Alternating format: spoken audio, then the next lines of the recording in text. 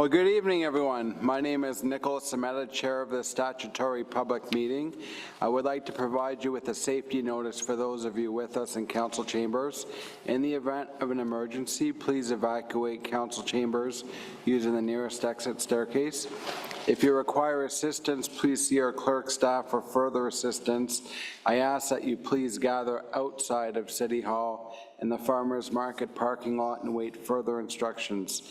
As a reminder, the City of Cambridge Council meetings are broadcasted on the city's YouTube page and archived on the city's website. On that note, our last statutory meeting had 81 views on YouTube and 2 pre-registered delegations. Please note that we have rules of engagement at council meetings. I ask that you be respectful while others are speaking, refrain from any demonstrations, and I encourage you to actively listen to others. We have 3 statutory public meetings under the Ontario Planning Act. It is my pleasure to introduce Council.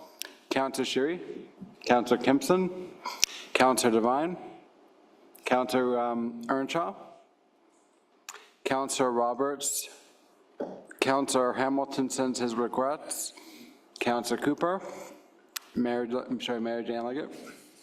A special thank you to our clerks and technology services staff who are assisting with logistics for the meeting. We embrace our shared responsibility with the First Nations people to take care of this earth and its creatures. We can only do so by walking the path as partners stewarding this land, as we have been given the duty together to live in balance and harmony with all living things. We acknowledge and respect the First Nations who came before us and who we live amongst. By honoring this truth of past and present, may we come to true reconciliation through listening, reflecting, and learning. A reminder to members of Council that the Municipal Conflict of Interest Act requires members of Council to declare any direct or indirect pecuniary interest in relation to a matter under consideration. Are there any members of Council? Seeing none, we have 3 statutory public meetings under the Ontario Planning Act. I will call upon the consultant to provide an introductory presentation at the beginning of the statutory public meeting. Afterwards, Council will ask questions of both the consultant and staff before we open the floor to any members of our in-person and virtual audience that wish to speak to an item. Please note that we will call upon our in-person delegations before proceeding with virtual delegations. For anyone that is presenting in council chambers, there is a clicker and a reference sheet at the speaker's podium to help presenters move through their slides. Members of our virtual audience wishing to speak to the item before us may contact us at clerks@cambridge.ca to be called into the meeting, or text the number 226-218-1734. And we should have it up on the screen as well. City staff are on hand to monitor this number and email address during the statutory public meeting. Please note that number is also available on our city website, our agenda, and on the live stream of our meeting located on the City of Cambridge YouTube page. To accommodate anyone requesting to speak from home, Council will take a short 3-minute recess and the public call out to allow for callers. Each delegate who participates virtually or in person will be allowed up to 5 minutes to speak. I remind members of council and the public there is no debate of the item during the public meeting. I also remind council that there is no report with the recommendation at this time. However, council may still provide staff with direction. As always, this step of the process is for public consultation only. Council will consider all oral and written comments prior to making a decision on a planning application. If a member of the public would like to be informed of further reports and/or decisions on the matter, we ask that you please email your name and contact information to our planning division at planning@cambridge.ca. Members of the public who would like to receive more information relating to this file should fill out the sign-in sheet that is available outside of council chambers.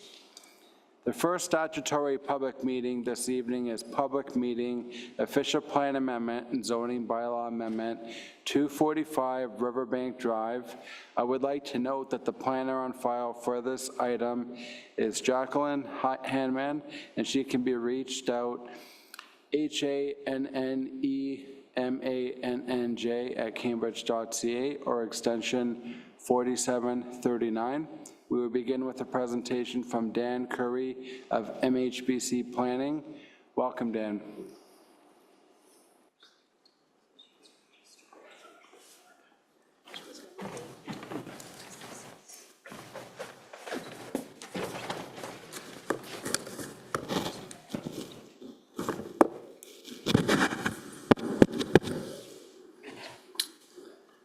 Thank you, Councillor Mehta, members of council, or members of planning committee, excuse me. Dan Curry, MHBC Planning, and I'm here on behalf of Intermarket and the planning application that subject to the public meeting is official plan amendment and a zoning bylaw amendment for 245 Riverbank Drive.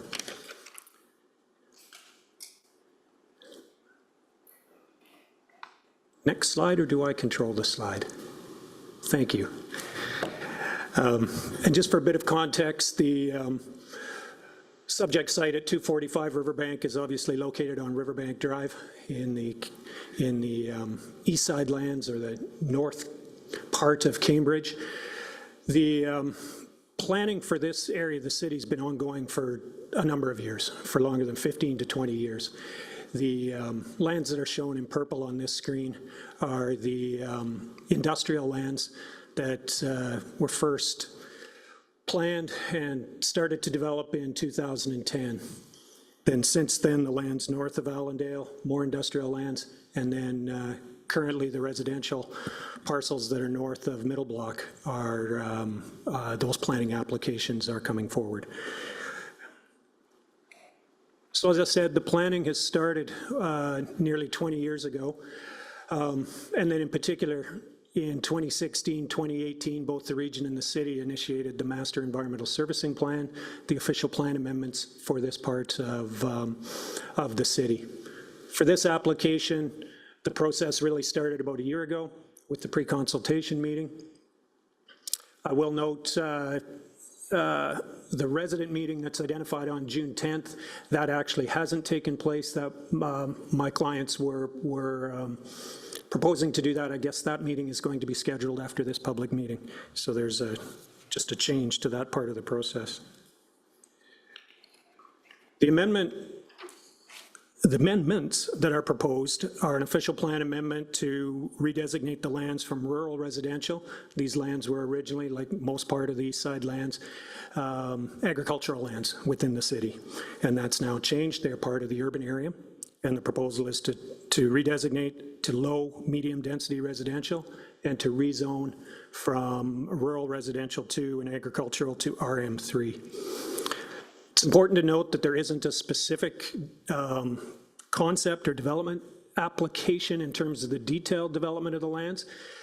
Intermarket is a developer, they're not a builder. So what they're proposing to do, like the rest of their lands, the industrial lands, is to redesignate, prepare for development, and someone else will be ultimately developing the lands and building the residential units. As part of the applications, there's 2 site-specific requests. One is an increase in density to 55 units per hectare, whereas the low and medium density residential designation has a 40 unit per hectare maximum density. And to allow for blocks of 8 units in attached townhouses. Right now, or historically, the zoning bylaw has always limited that to 6, but recent applications throughout the city, typically that's expanded to 8.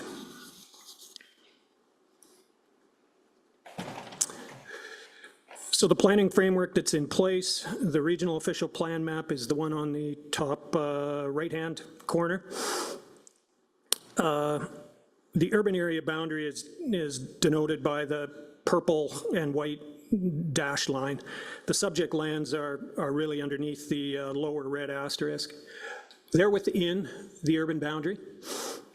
They're part of the designated greenfield area within the city of Cambridge and the region's urban area.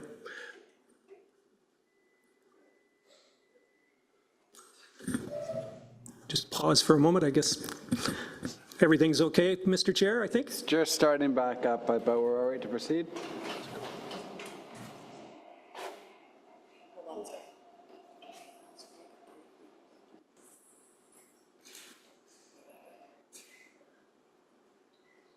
Could we just take 2 minutes? Thank you Certainly. for your patience.